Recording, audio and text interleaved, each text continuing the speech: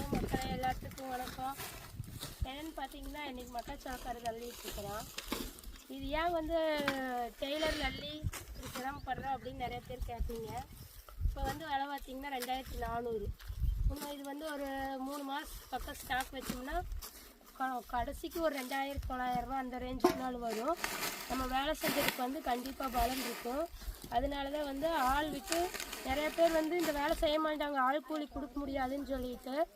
ஆளுகளுக்கு கூலியே கொடுத்தாலும் நம்ம இந்த வேலை செஞ்சாலும் மாட்டுக்கு வந்து தீவனமாக அதே மாதிரி நமக்கு லாபம் வரும். ஏன்னா வேலை தான் கொஞ்சம் கஷ்டமாக இருக்கும். அதனால் வந்து கஷ்டம்னு நினச்சோம்னா எதையுமே சாதிக்க முடியாது. யார்